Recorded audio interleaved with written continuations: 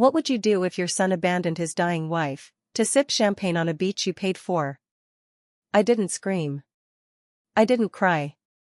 I didn't call him. I made one call. But before we continue, please subscribe and turn on the notification bell for updates. And 48 hours later, when his plane touched down, he didn't go to the hospice where his wife was fading away. He went straight to a boardroom. But to understand why, you need to see what I saw. My name is Margaret Ellison. I'm 68 years old. I built Ellison Digital Marketing from a folding table in my kitchen after my husband died. No investors. No safety net. Just grit, debt, and a landline phone that rang maybe twice a week. 30 years later, it became a multi-million-dollar firm. Regional contracts. National campaigns.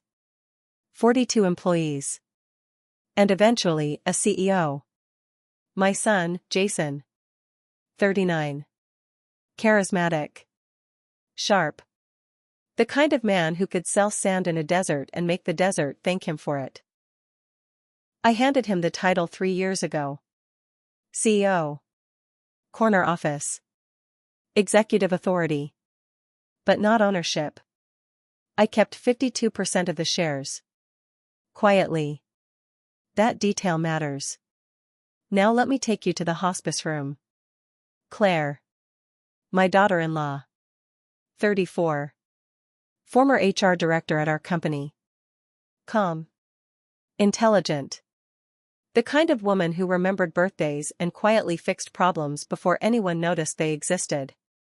Stage 4 pancreatic cancer. 18 months of chemo. Clinical trials. Hope shrinking by the week. When I flew in, she was already in hospice care.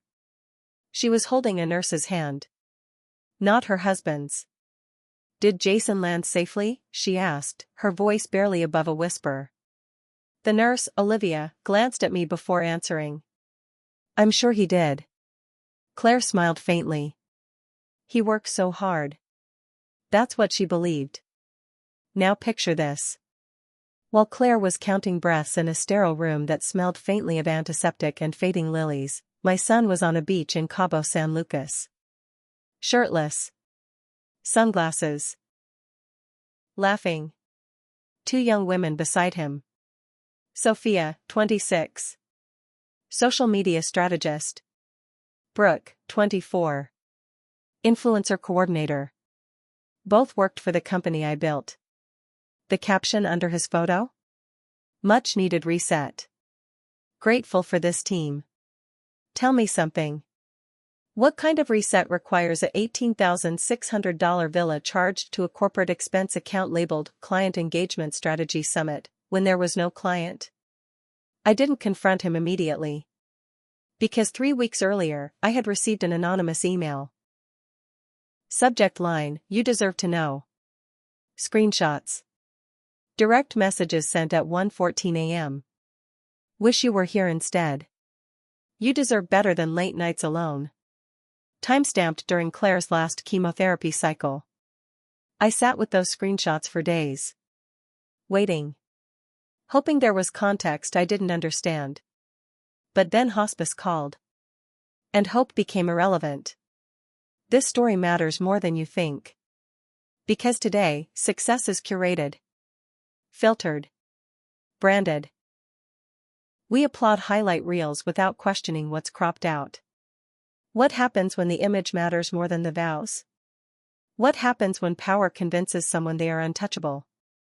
Here's what most people don't know.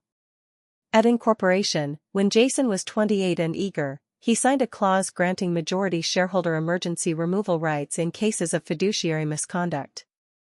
He called it just paperwork. I called it foresight. Standing in that hospice hallway, scrolling through beach photos while my daughter-in-law slept, I realized something chilling. He thought the company was his.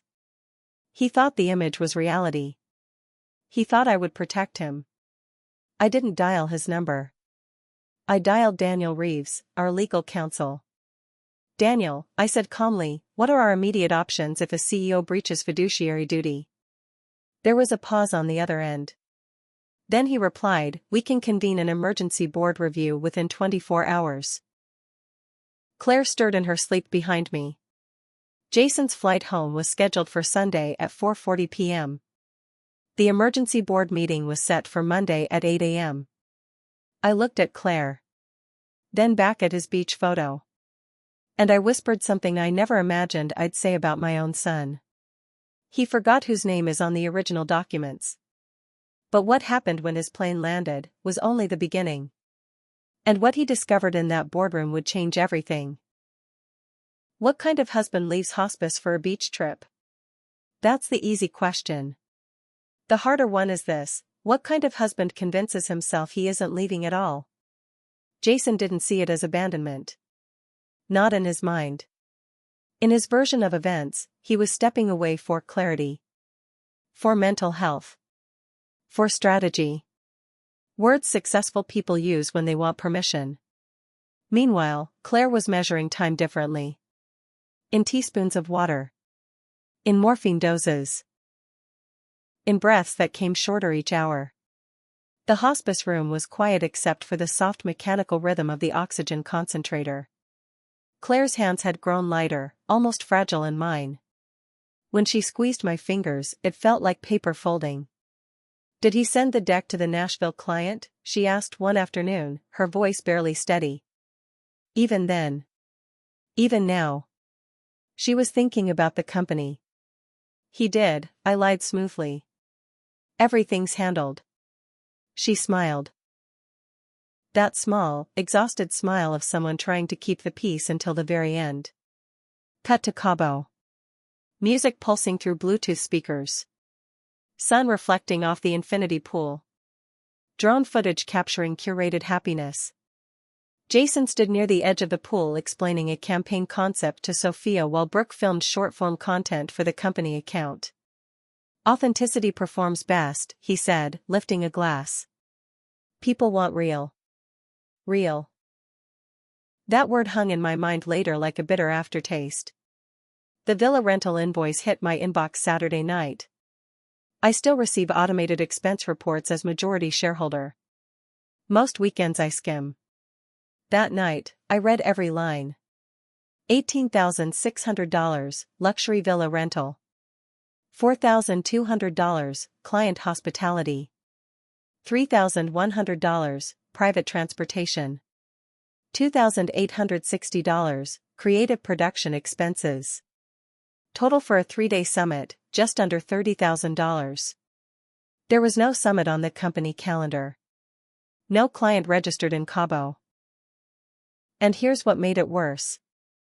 Our CFO, Mark Liu, 48, had warned just a month earlier that liquidity was tightening due to expansion into 3 new states. Payroll projections were narrow. Bonuses were deferred. Yet Jason was floating in a pool that cost more than one employee's annual salary. Do you see the contradiction? A wife in hospice. A company tightening cash flow. A CEO branding himself as visionary while charging champagne to corporate accounts. I opened that anonymous email again. More screenshots than I remembered. Brooke texting at 12:47 a.m. "Are you sure this won't get complicated?" Jason replying. "I control the complications." Control. That word again. Sunday morning, Claire asked for him. Not an accusation. Not in suspicion. Just longing. "He said he might surprise me," she whispered. I stepped into the hallway because for the first time in a long while, my composure cracked. Not publicly. Never publicly. But privately, where no one could see. Olivia, the nurse, touched my arm gently. "Some families struggle when it gets close." I nodded. Struggle. Is that what we call it now? In Cabo, Jason posted another story. This one without the women in frame. Just him walking along the shoreline at sunset. Caption: "Perspective changes everything." Yes. It does. At 4:40 p.m., his return flight touched down. He texted me first. "Landing. How's she doing?" I stared at the message. How do you answer that? I typed 3 words. Call the hospital. He didn't call. Instead, Mark Liu called him. I know because Mark called me seconds later. He doesn't know, Mark said quietly. About tomorrow. Good, I replied. Jason assumed the call meant opportunity. Maybe funding approval. Maybe expansion news. His tone, Mark later told me, was upbeat. He even joked, hope it's good news. I deserve it after this trip. Deserve. There are words that reveal character more than actions do. Sunday night, I sat beside Claire's bed. Her breathing had changed. Slower. Thinner. Her hand reached for mine again. He'll be here tomorrow, she murmured. Yes, I said softly. He will. But not where she thought. Because Monday at 8 a.m., instead of walking into a hospice room, Jason would walk into a boardroom. And what was waiting on that polished mahogany table was not applause. It was documentation. Evidence. And a decision already executed. But the part he didn't know yet, the part no one saw coming, wasn't about the money. It was about control. And by the time he understood that, it would already be too late. He thought he was walking into a strategy meeting. He adjusted his jacket in the elevator mirror. Checked his phone. Smirked at a lingering notification from Sophia, a fire emoji reacting to his latest post. Confident. Relaxed. Slightly irritated he had to come in so early after a flight. That's how Jason Ellison, 39 years old, stepped into the 18th floor boardroom of Ellison Digital Marketing at exactly 8:03 a.m. And that's when the temperature changed. No coffee cups. No casual chatter. No assistants. Just silence. I was seated at the head of the table. To my right sat Daniel Reeves, 55, legal counsel. To my left, Mark Liu, 48, CFO. Across from them are 2 independent board members, Ellen Carter, 62, and Richard Hale, 59. All present. All waiting. Jason blinked once. What's going on? He asked, half laughing. This feels intense. No one laughed back. Mark slid a folder toward him. Before we begin, Daniel said calmly, this is an emergency board review under Article 4, Section B of the company charter. Jason frowned slightly. Emergency? For what? For potential fiduciary misconduct, Daniel replied. The word hung in the air like a sudden crack of thunder. Jason leaned back in his chair. You've got to be kidding. Daniel opened his binder. Over the last 14 months, he began, there have been repeated instances of corporate fund misallocation under discretionary executive authority. Jason scoffed. That's standard CEO flexibility. Not when it totals $312,480, Mark interjected quietly. The number made him blink. That's not accurate, Jason said immediately. Those were strategic investments. I finally spoke. Was Cabo strategic? He turned to me then, and for a brief second, I saw something flicker in his expression. Not guilt. Not yet. Calculation. It was client engagement, he replied. Creative incubation. Daniel slid printed expense reports across the table. Highlighted sections. Dates. Vendor breakdowns. Then came the second stack. Screenshots. Timestamped direct messages. Jason's jaw tightened. You went through my private messages? He demanded. No, Daniel said evenly. They were submitted as part of an internal HR complaint. That landed differently. Complaint? Jason repeated. Brooke Ellis filed a formal complaint 2 weeks ago, Mark said. Citing coercive professional conduct. The room grew impossibly still. Jason's voice lowered. That's ridiculous. Ellen Carter leaned forward. The documentation suggests inappropriate boundary crossing tied to professional advancement. He looked at me again. You're entertaining this? He said, disbelief turning sharp. Over texts? I didn't raise my voice. This isn't about texts. It wasn't. It was about pattern. About entitlement disguised as leadership. About a man who believed charm could override structure. Jason straightened his shoulders. Fine. We'll investigate. Internally. I'll oversee it. Daniel closed his binder. You won't. Jason frowned. Excuse me? I folded my hands calmly on the table. As majority shareholder holding 52% equity, I said evenly, I am invoking emergency executive removal authority effective immediately. The words were clean. Surgical. For the first time, Jason's confidence cracked. You can't just, he started. You signed the clause at incorporation, Daniel interrupted. Page 14. Dated May 12, 11 years ago. Jason's eyes darted between us. That was boilerplate, he said. No, I replied. It was protection. Silence again. Then came the moment that shifted everything. You're doing this because of Claire, he said, voice low now. Accusing. No, I answered steadily. I'm doing this because of the company. A beat passed. And because she deserved better. His face hardened. You're overreacting. Am I? $312,000 in misused funds. An HR complaint. A wife in hospice while her husband curated beach content. Overreaction? Daniel slid the final document forward. Jason Ellison, you are hereby removed as Chief Executive Officer effective 8:17 a.m. Security access will be revoked within the hour. Jason didn't move. Didn't speak. He looked stunned, not by the evidence, but by the realization that authority could vanish. You're making a mistake, he said quietly. I met his eyes. I already made the decision. But there was one detail he still didn't know.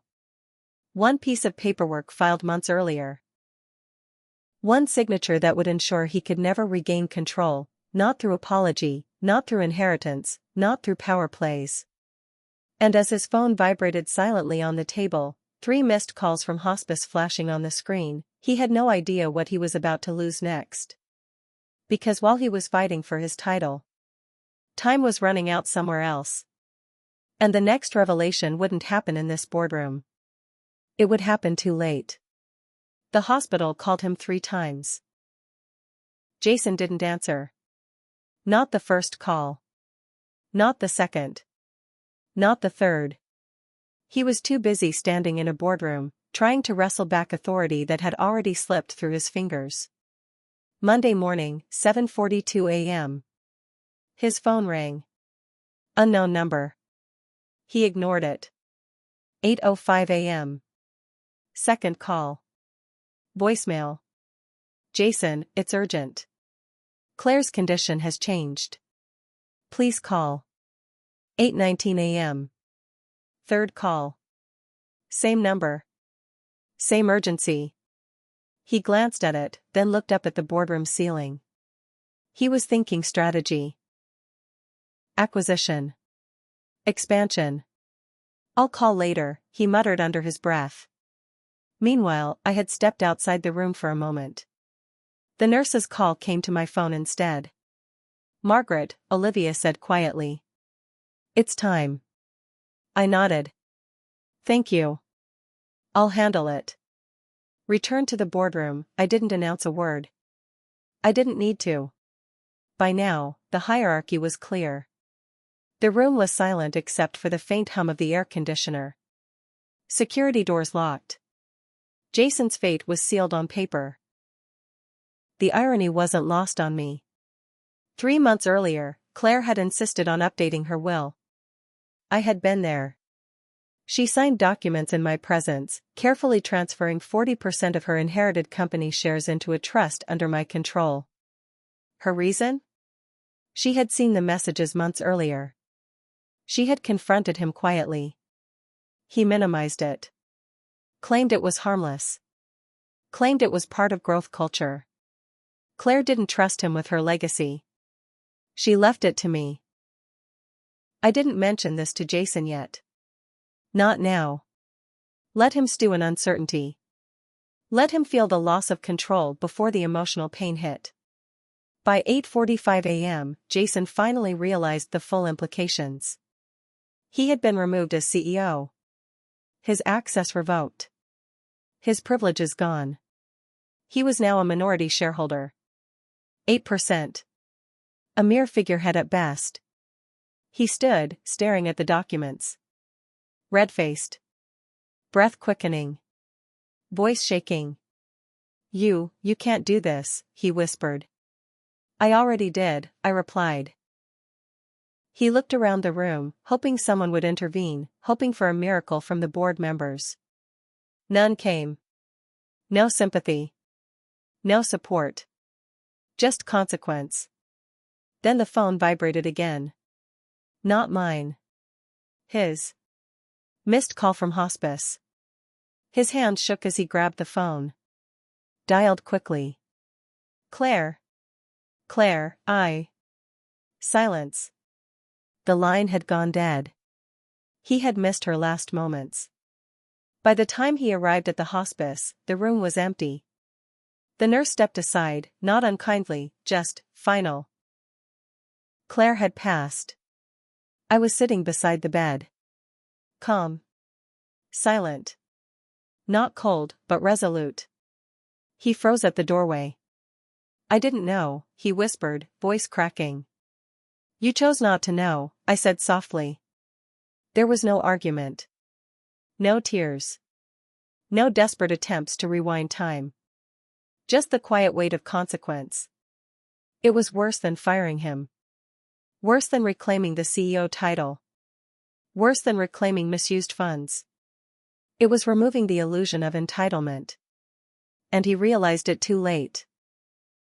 After a few moments, he sank into a chair. His body slumped. The boardroom bravado had evaporated. The beach photos, the champagne, the influencers, none of it mattered anymore. Claire was gone. The shares she had assigned to me ensured that he would never regain majority control. He could fight. He could plead. But the structural consequences had already been executed months ago, quietly, methodically. And the irony? All of it had been invisible to him until the moment he had lost everything that mattered. He could now only stand there, broken, beside the woman he had abandoned in her final hours, and face the reality that he had failed twice, once as a husband, once as a steward of the company. And me? I remained the calm observer, the executor of justice that didn't require shouting or humiliation. I didn't punish him with words. I didn't need to. The timing, the structure, and his own negligence did that perfectly. His phone buzzed again. Notifications from Instagram. Photos from the trip. Comments praising his leadership. He stared at the screen. Empty. Do you understand now? I asked. He nodded. No words. Just recognition. And in that quiet, heavy moment, the lesson landed. Some consequences arrive silently. Some lessons can't be appealed. Some decisions cannot be undone. But what came next would change everything about how he lived. And how the company operated. And no one saw it coming. Claire deserved that. I watched as a few family members and close friends filed past the casket. I didn't glance at Jason at first. He stood in the back, shoulders stiff, hands clenched, looking like a man realizing the world had finally stopped spinning for him. Months of careful planning, legal precision, and silent observation had led to this moment. Every board meeting, every document, every delayed call. All of it had culminated in a single, irreversible truth. I didn't remove him from the company entirely. That would have been petty. I didn't want revenge. I wanted consequence. Jason remained a shareholder, yes. But his influence had been curtailed. His salary slashed by 60%. His new role? Regional Sales Director, reporting directly to Mark Liu, the CFO he had once dismissed as bureaucratic. He would earn respect now. Slowly.